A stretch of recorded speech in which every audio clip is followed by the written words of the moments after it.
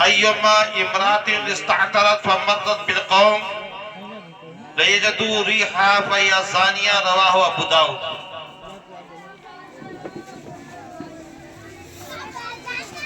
Stage पर तशरीफ फरमा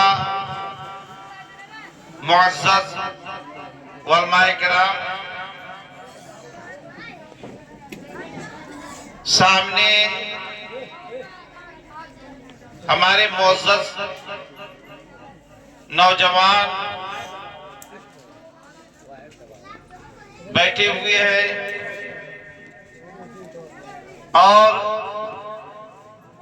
इस मदरसे के बच्चे और बच्चियां जिन्होंने अभी अपनी कोशिशों के नतीजे में इनामात से नवाजे गए, और मेरी मां और बहनें, मुझे बड़ी खुशी होती है जब भी मोहल्ला मिस्र में कोई प्रोग्राम होता है, मुझे हाजिरी का शर्फ हासिल होता है।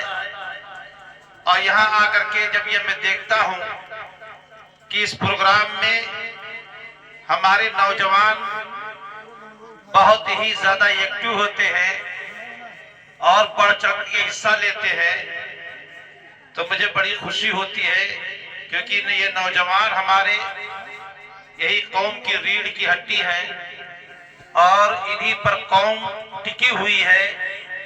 और उनके अंदर ये जज्बा, दीनी जज्बा जब मैं देखता हूं तो दिल से दुआ निकलती है कि अल्लाह रब्बुल आमीन इसी तरीके से हर नौजवान को होना चाहिए।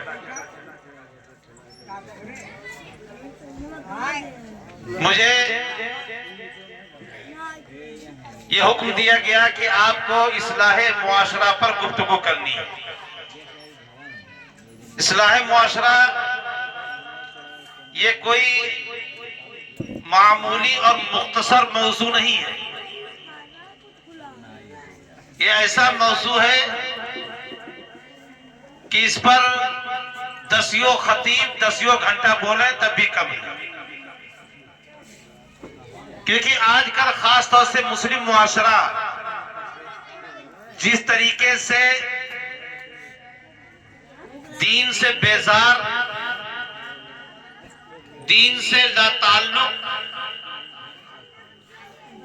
और मुस्लिम मुआशरे के अंदर जो तरह तरह की बेइतदालियां और खराबियां पाई जाती हैं, तो किसी एक पहलू पर गुफ्तगू नहीं की जा सकती। क्योंकि मुस्लिम मुआशरे की मिसाल उस शख्स की तरह से है कि जिसका पूरा बदन जख्मी हो, और जिस शख्स का पूरा बदन जख्मी होगा तो सवाल पैदा होता है कि डॉक्टर उसकी कहां तक मरहम पट्टी करेगा।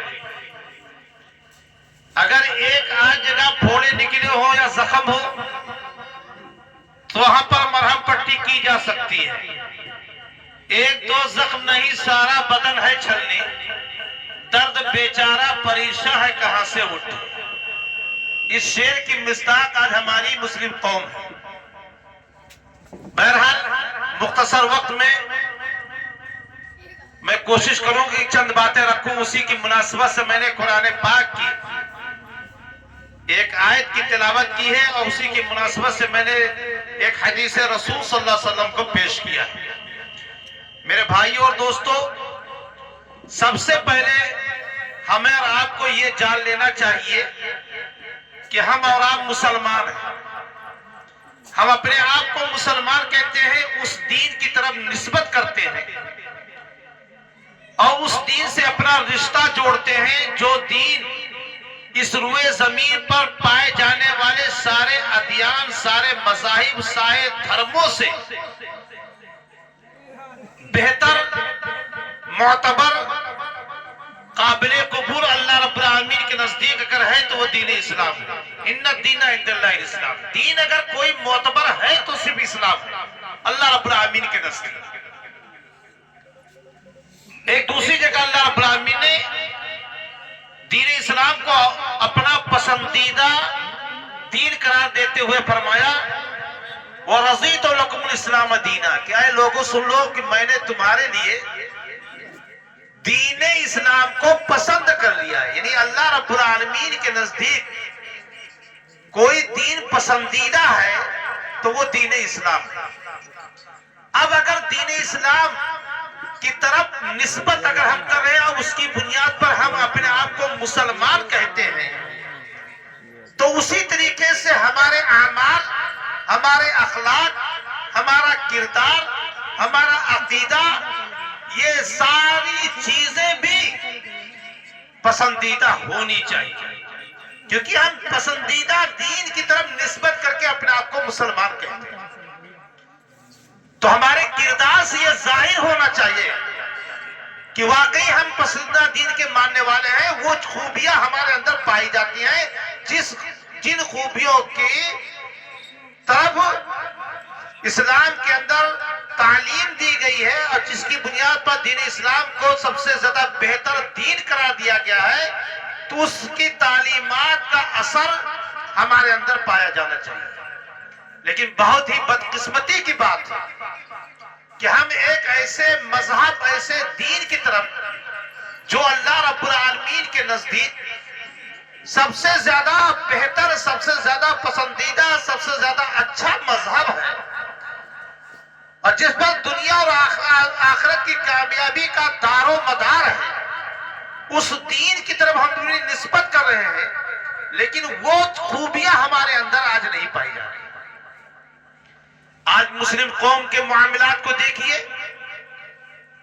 तो आज हालत यह है कि एक मुसलमान दूसरे मुसलमान के ऊपर भरोसा नहीं करता। अगर एक मुसलमान दुकान खोले हो और वही बगल में अगर एक दूसरा गैर मुस्लिम दुकान खोले हो, तो हम अपने उस मुसलमान दुकानदार पर भरोसा नहीं करते, उतना उससे लेन देन करना पसंद नहीं करते, बल्कि हम दूसरे के दुकान पर जाके लेन देन पसंद करते हैं। इसी तरीके से कोई और भी मामला अगर ले लीजिए तो उसमें भी हम अपने भाई पर उतना एतमाद भरोसा नहीं कर पाते। ऐसा क्यों हुआ? क्योंकि हमारे किरदार, हमारे अखलाक, हमारा गुफ्तार, हमारा चाल चलन, हमारा उठना बैठना वो इस लायक है ही नहीं कि जो दूसरे के ऊपर हम असर डाल करके उसके दिल में जगह बना सके और वो हमारे ऊपर भरोसा कर सके। आज मुआशरे पे निगाह डालिए तो मुआशरे में सबसे ज्यादा बुराइयां अगर पाई जाती हैं तो मुस्लिम कौम के अंदर है। नशे में ये आगे, जुआ खेलने में ये आगे, झूठ बोलने में, धोखा देने में, वादा खिलाफी करने में, एक दूसरे की बुराई करने में, एक दूसरे की इज्जत पर हाथ डालने में ये ज्यादा आगे, कानून शिकनी में ये आगे। मेरे भाई और दोस्तों, मुसलमान तो उसको कहा जाता है कि जिसको देख करके अल्लाह याद आए, जिसको देख करके अल्लाह याद आए। लेकिन आज हमने मुसलमान होने के बावजूद अपने अंदर इस्लाम की खूबियां नहीं पैदा कर पाई।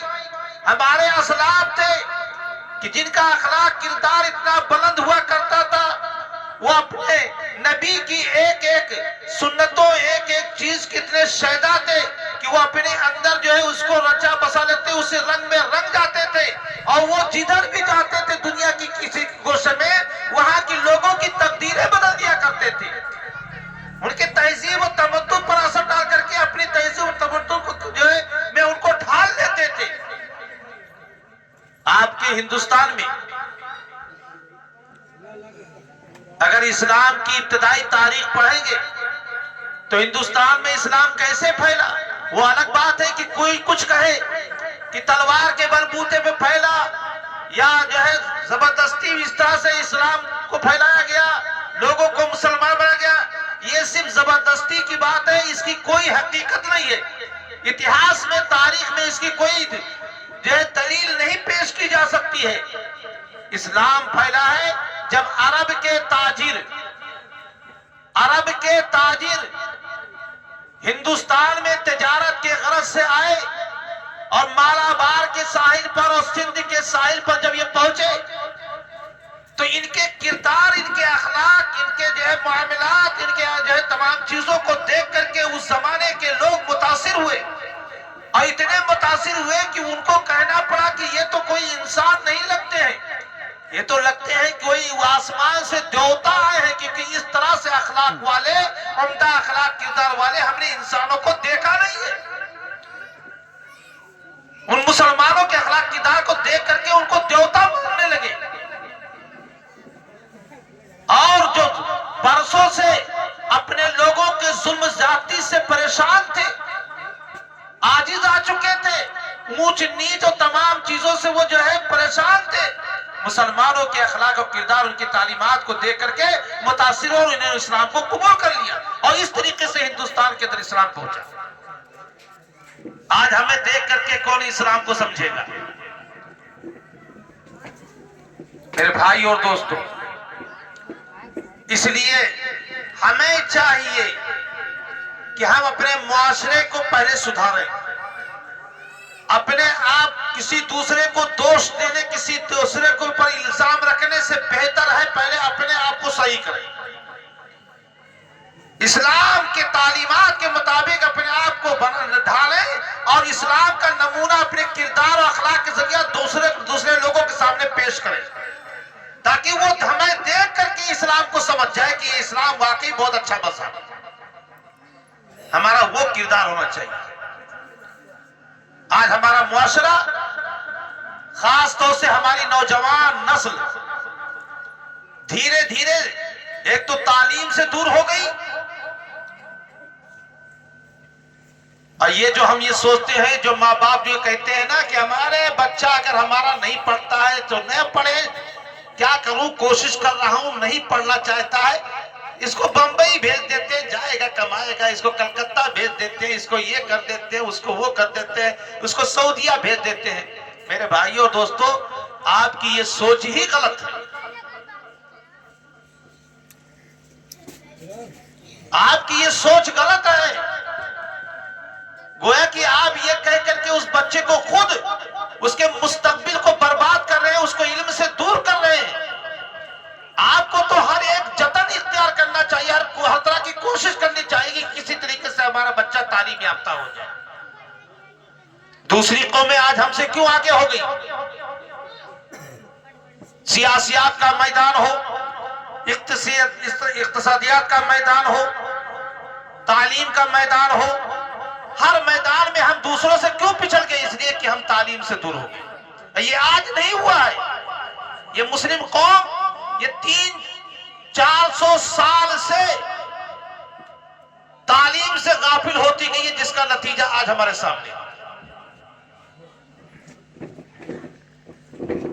जिस दीन के पैगाम का पहला लफ्ज इकरा हो, जो पहली वही अल्लाह के नबी सल्लल्लाहु अलैहि वसल्लम पर नाजिल हुई थी, गारे हिरा के अंदर जिब्रील अमीन पहली मर्तबा आए थे और आप उस वक्त जो है नबूवत के मनसब पर फाइज हुए थे और आपको जो पहली वही पढ़ाई गई थी वो इकरा के लफ्ज। और ये इस इकरा के लफ्ज के जरिया जो पहली वही आई, उस पहली वही ने ये बता दिया था कि इस उम्मत को अगर सही तौर पर मुसलमान रहना है और इस आखिरी नबी का सही तौर पर पैरोकार बनना है तो उसको पढ़ना पड़ेगा। ये खबर देने के लिए, ये बताने के लिए कि इकरा पढ़ना पड़ेगा,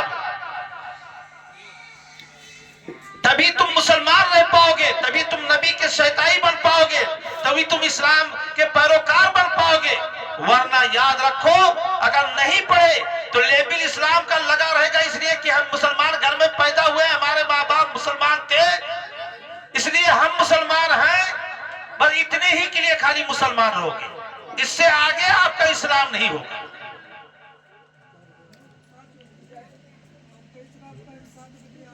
बहरहाल बात दूसरी तरफ चली गई। मैंने कुरान पाक की जिस आयत की तिलावत की थी, अल्लाह रब्बुल आमीन फरमाता है कि इन्नल लज़ीना युहिब्बूना अन तशियअल फाहिशतु फिल लज़ीना आमनू लहुम अज़ाबुन अलीम फिद दुनिया वल आखिरह वल्लाहु यअलम व अंतुम ला तालमून। क्या है लोगों, सुन लो, जो लोग ईमान वालों के मुआशरे में बेहयाई फैलाना चाहते हैं कि मुसलमानों के मुआशरे में बेहयाई फैले। आप देख रहे मुस्लिम मुआशरे के अंदर बेहया की, आप बिस्कोर में चले जाइए, आप किसी वक्त भी मार्केट में दाखिल हो जाइए, सबसे ज्यादा अगर मार्केट के अंदर दिखाई देंगी तो मुसलमान औरतें नकाब पोश दिखाई देंगी, एक तरफ से नकाब पोश वाली। किसी भी मार्केट में किसी भी आप चले जाइए, आप दो पड़ौआ भी जाइएगा तो आपको 2 4 10 जो है नकाब पोश वाली नजर आएंगी दुकानों पर। यह काम औरतों का नहीं था। खरीद फरोख्त, लेन देन, जरूरियात की चीजें ये मर्द की जिम्मेदारी थी। अर्रिजालु कव्वामून अला निसा, अल्लाह रब्बुल आलमीन ने मर्दों का जिम्मेदार बनाया था, औरतों का निगहबान बनाया था, कायम बनाया था। और आप जो है औरतों को उन कामों के लिए भेजते जो काम मर्दों का था, जिसका नतीजा ये है कि आज बेहयाई आम हो रही है। मैं भी कुछ दिनों के पहले की बात है कि मैं जो है कस्बे के अंदर गया तो हमारे यहाँ के एक मशहूर डॉक्टर साहब हैं, उन्होंने मुझे बुलाया और कहा कि मौलाना मैं बैठ करके मैं डॉक्टरी करता हूँ, मेरा घर जो है बाजार में है, मेरी निगाहों के सामने आती जाती है, देखता रहता हूँ। सबसे ज्यादा जो नजर आती है औरतें वो मुसलमानों की नजर आती। क्या इनके घरों में मर्द नहीं रह गए? जो जिम्मेदारियां मर्दों की थी लेन देन करने की, क्या अब उनकी मर्द नहीं है? इनकी जरूरियात के पूरा करने वाला कोई इनके घर में नहीं पैदा हुआ? और यहाँ आकर के मोबाइल लेकर के दुकानों पे जा करके चेहरा खोल करके गैरों के सामने खड़े होकर के मोल भाव करती है, हंसती है, बातें करती है, दूसरे के हाथों से जो है अपने हाथ में चूड़ी पहनती है, सारी चीजें करती है। अगर इनको यही करना था तो कम से कम इस्लाम का जो एक शियार पर्दा है, निकाब है, उसको तो न बदनाम करें। ये जुमला सुन करके मैं सख्ते में रह गया, मैं क्या जवाब देता? जब ये हमारी कौम के अंदर ये बुराई पाई जाती तो मैं करूं क्या? इसका क्या जवाब दूं? मेरे भाइयों दोस्तों, ये गलतियां हम नहीं कर रहे हैं।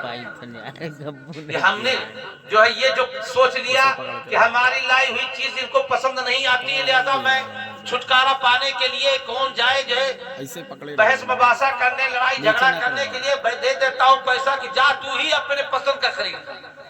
आपके घर से निकलने के बाद आपको पता है कि ये कहाँ गई है, क्या कर रही है, ये मोबाइल लेकर के गई है, किनसे बातें कर रही है, किनको बुलाया है रास्ते में, किनसे मिल रही है, क्या कभी आपने इसकी खबर ली? आपको होश है इसके बारे में? आए दिन जो वाकयात होते रहते हैं बेशुमार, ये क्यों हो रहे हैं? यही हमारी गफलत का नतीजा है। और हम आंख बंद किए बैठे, जब कोई हादसा हो जाता है तब उसके बाद जब हाथ से निकल जाता है मामला आगे, तब उसके बाद सर पीटते हैं और जो है गैरत के मारे मुंह नहीं दिखा पाते हैं, समाज में खड़े नहीं हो पाते हैं। जब हमने शुरू ही में गलती कर ली तो जाहिर बात है कि ये नतीजा आना था। अभी मैं हरबंदरपुर में एक वाकया मैंने सुनाया था, यहाँ पर भी सुना दूं। अभी मैंने कुछ दिनों पहले एक पर्चे में पढ़ा था, बिहार पटना का वाकया है कि एक घर से एक ही वक्त में 14 जनाजे निकले, जिसका वाकया ये है कि बेचारा गरीब था, उसकी एक लड़की थी जो बालिग हो चुकी थी, शादी के लायक थी, लेकिन गुर्बत की बुनियाद पर उसकी शादी नहीं हो पा रही थी क्योंकि जहेज की देने की ताकत वो नहीं रखता था लड़की का बाप, इसलिए कोई रिश्ता कबूल करने के लिए तैयार नहीं हो रहा था। लड़की की उम्र बढ़ती गई, जाहिर बात है जवानी की उम्र बड़ी खतरनाक हुआ करती है, जवानी की उम्र बड़ी खतरनाक होती है। लड़की के पैर फिसल गए, एक गैर से उसका ताल्लुक हो गया और गैर से ताल्लुक होने की बुनियाद पर उस लड़की के पेट में हमल हो गया। बाप को जब पता चला था, बर्दाश्त नहीं कर पाया कि गुर्बत की वजह से मेरी लड़की ने ऐसी हरकत की कि मुझे समाज के दरमियान में खड़े होने के लायक नहीं रखा, मेरी नाक कटवा दी। उसकी गैरत ने इतना मजबूर कर दिया कि वो उठा एक दिन और पूरे घर के लोगों को जो है खाने की चीज में जहर मिला के दे दिया और फिर बाद में खुद ही जहर पी करके सबको मार डाला, अपना भी मर गया। एक साथ 14 जनाजे निकले। ये किसकी गलतियां हैं? ये हम मुस्लिम कौम की हमारी गलती है कि आज हम जहेज और ये तमाम गैर इस्लामी चीजें रस्म रिवाज के इतने ज्यादा पाबंद हो गए, जिसके घर में बकरी बांधने की जगह नहीं है वो भी मोटरसाइकिल का मुतालबा करता है, जिसकी कई पुश्तें साइकिल न देखी, पैदल चलते चलते पैर जो है में छाले पड़ गए, आज वो मोटरसाइकिल मांग रहा है। जो बेचारे गुर्बत की वजह से इससे पहले टूटी हुई चारपाई पे लेटते थे, आज वो डबल बेड मांग रहे। जो हाथ का पंखा भी ठीक से मैसर नहीं होता, जो घरों में औरतें कभी गेहूं के सीख से पंखा बनाती थी तो कभी बाजार से खरीद के लेके आ जाते थे पंखा बना, कभी जो कपड़े का बना लिया करती थी, नक्शो नगार करके उसमें झाड़ लगा करके उस पंखे से काम जिंदगी गुजर जाती थी। आज उनको जो है कूलर चाहिए। मेरे भाइयों, हम कहते हैं मुसलमान हैं, नबी के उम्मती हैं, नबी के शहदाई हैं, नबी से मोहब्बत करने वाले हैं, और ये नहीं देखते कि हमारे नबी ने अपनी चहीते बेटी हज़रत फातिमा को शादी की तो उनको जो है खजूर के पत्ते के भरे हुए तकिया और जो है गद्दा दिया था, और वो भी इसलिए दिया कि जिनसे शादी की थी हजरत अली रज़ियल्लाहु अन्हु से, हजरत अली रज़ियल्लाहु की कफालत की जिम्मेदारी खुद अल्लाह के रसूल पर थी, और आपने जो कुछ दिया था इसलिए कि ताकि दोनों जाकर के पहली मर्तबा अपना घर बसा ले, इसलिए दिया था कि लड़की भी आपकी थी और जो आपका दामाद तो उसकी भी कफालत आप ही की जिम्मे थी, शुरू से आप ही उनको पाल रहे थे, इसलिए दोनों का घर बसाने के लिए आपने कुछ चीजें दे दी थी। और आज हम हैं कि जहेज के लिए मुंह खोले बैठे रहते हैं। लड़की की जब शादी होती है तो दूसरों के सामने रोते हैं कि कहां से लाए, बड़ा इतना मुतालबा कहां से पूरा करे, गरीब है, हमारे पास कोई जायदाद नहीं है, हमसे मोटरसाइकिल का मुतालबा किया जा रहा है, ये मांगा जा रहा है, वो मांगा जा रहा है। लड़की के मामले में तो हम रोते हैं बैठ करके, इधर उधर रिश्तेदारों में अगल बगल बैठ करके रोते हैं। अगर इत्तेफाक से लड़का अगर हमारा हो, उसके रिश्ते की बात आ जाए तो उसका मोल भाव, यहाँ बैठेंगे तो हमारे लड़के को ये मिल रहा है तो फला हम ये दे रहा है, चार पहिया गाड़ी दे रहा है तो मोटरसाइकिल से इतना नकद भी दे रहा है। औरत उधर घर में जाके इधर उधर बयान करती है, मर्द अलग जाकर के बयान करता है ताकि जो है उससे भी ज्यादा देने वाला कोई मिल जाए। मेरे भाइयों, ये सारी जो है बुराइयां हमारे समाज के अंदर बहुत हो गई और उसका नतीजा आज हम भुगत रहे हैं। कितनी ऐसी लड़कियां बैठी हुई है गरीब बेचारी, किसी जहेज ना होने की बिना पर उनकी शादियां नहीं हो रही है, वो अपनी जवानी को घर के कोने में सिसक काट रही है।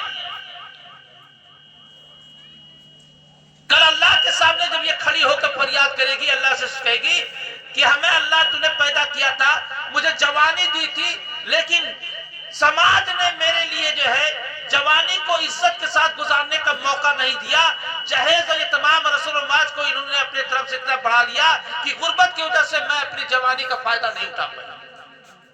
तो क्या जवाब देंगे अल्लाह रब्बुल आलमीन के सामने जब वो फरियाद करेंगे? अरे एक जमाना वो था कि जो जमाने जाहिलियत में कुछ अरब के कबीले थे जो अपने यहाँ बच्चियों को के पैदाइश को मायूब समझते थे, पैदा होते ही जमीन में गाड़ दिया करते थे।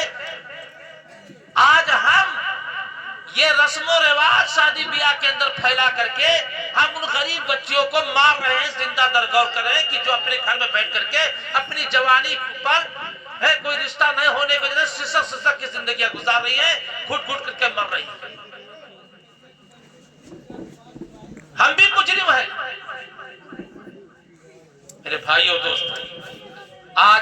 माशरे के अंदर बेहयाई आम होती जा रही है और बेहयाई फैलाई जा रही है।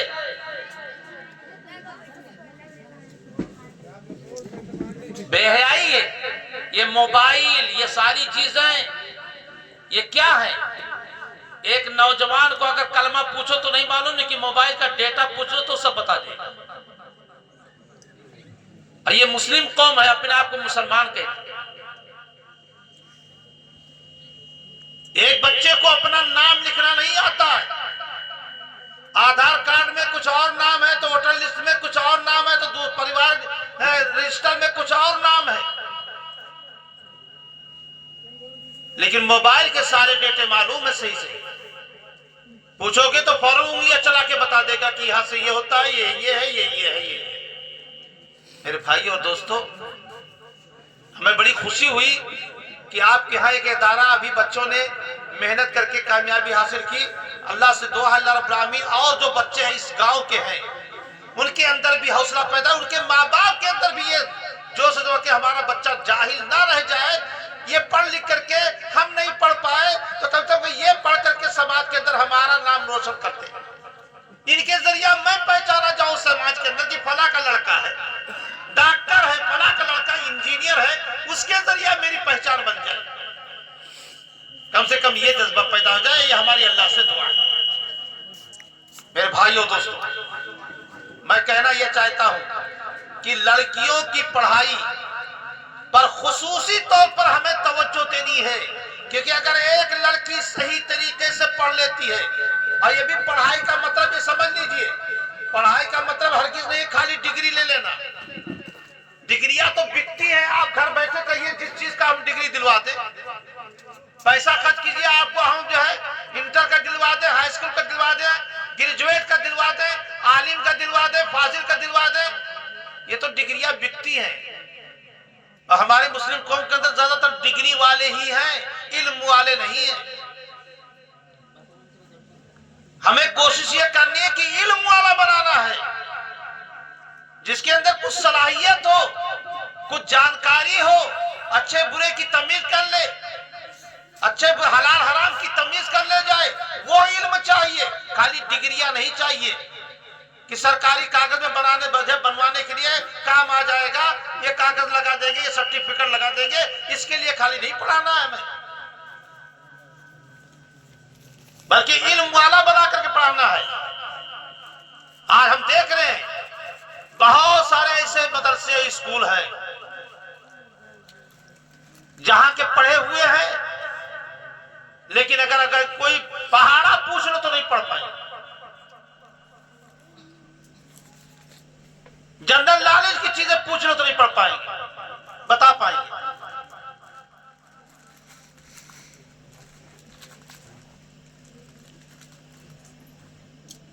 एक साहब हमारे एक दिन हमारे सामने एक साहब आगे इंटर पढ़े हुए थे। हमने पूछा भैया किस क्लास में पढ़ते हो? कहा इंटर कर रहे हैं। हमने कहा अच्छा ये बताओ, हमारे पास 100 रुपया है, हम ये आपको देते हैं और आपके साथ ये जो खड़े हैं आपको आधा आधा बांटना, लेकिन 2 रुपया आप ज्यादा ले लीजिएगा, इनको 2 रुपया कम दीजिएगा, कितना कितना देंगे? तो कहा 52 हम ले लेंगे, 48 इनको दे देंगे। तो हमने कहा यही इंटर पढ़े हो? तो हमने कहा कि 48 और 52, कहा 4। तो हमने कहा कि तुम 4 रुपया ज्यादा लोगे। हमने कहा था 2 रुपया जो है तुम जो है ज्यादा ले लेना, इसको 2 रुपया कम दे देना। तो ये हाल है। तो मेरे भाइयों, आज डिग्री के लिए हमें बहुत अच्छी एक याद आता है, लखनऊ में अवध होटल है, हाई कोर्ट जो नया बना हुआ उसी के सामने हाई अवध होटल है, वहां पर एक प्रोग्राम चल रहा था। तो ये जो यूनिवर्सिटी अरबी फारसी की यूनिवर्सिटी कायम हुई है लखनऊ में, उसके वाइस चांसलर अनीस अहमद साहब थे। तो उन्होंने उनको बुलाया था मेहमान खुशरू के तौर पर। तो उन्होंने बड़ी अच्छी एक बात कही थी कि हम मुस्लिम कौम के अंदर जो बच्चे पढ़ रहे हैं वो मजबूरी में पढ़ रहे हैं, मजबूरी में पढ़ते हैं, वो डिग्री लेते हैं। वो क्या है कि इंटर के हाई स्कूल कर लिया तो सोचते हैं यार कोई हाई स्कूल में काम बनेगा नहीं, चलो अच्छा इंटर ही कर लेते हैं। इंटर कर लिया, कहा यार इंटर से तो कुछ होने ना, कोई नौकरी वोकरी मिलने वाली, कोई काम भी नहीं, कोई कंपनी नहीं मिल, अच्छा चलो बीए कर लेते हैं। तो अब मजबूरी में हमारे यहाँ डिग्री हासिल की जाती है।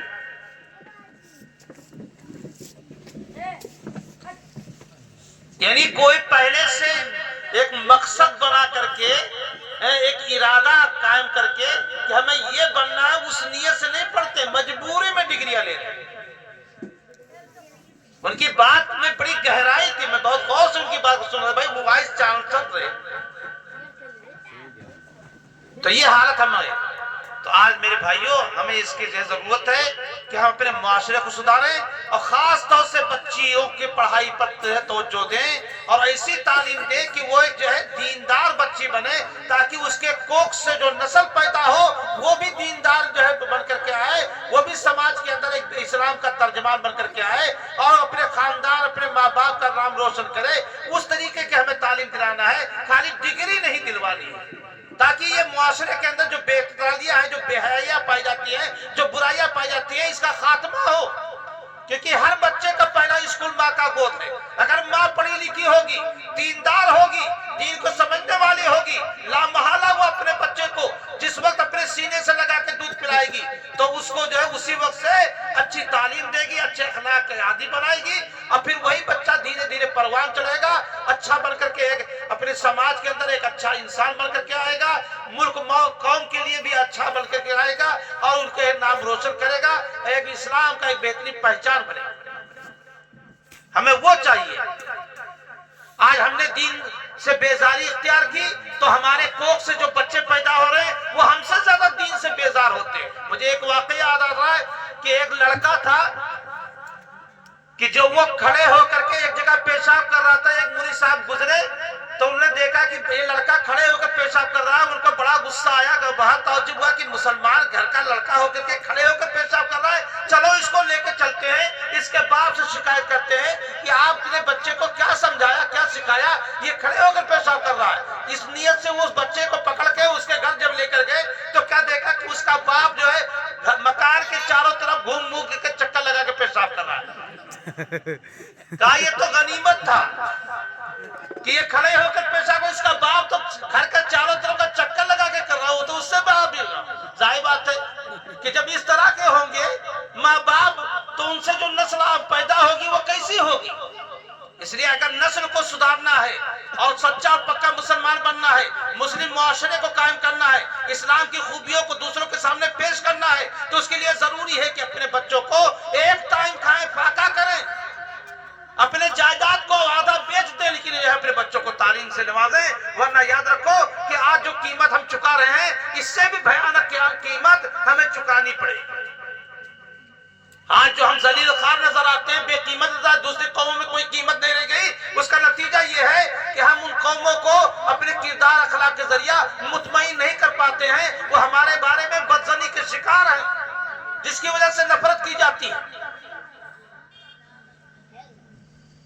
इसलिए हम दूसरों को शिकायत दूसरों की ना करें, दूसरों पर इल्जाम रखें, अपने किरदार को पहले सही करें, अपने आप को इस लायक बनाएं कि हम ये कह सकें कि तुम जो सोचते हो मेरे बारे में गलत है, मैं तुम्हारी सोच से बेहतर हूं। ये नमूना पेश करके दिखाएं। इन्हीं चंद बातों के बाद मैं अपनी बात को खत्म करता हूं। अल्लाह रब्बुल आमीन से दुआ करता हूं कि अल्लाह रब्बुल आमीन इस प्रोग्राम के मुनक़िद करने वाले सभी लोगों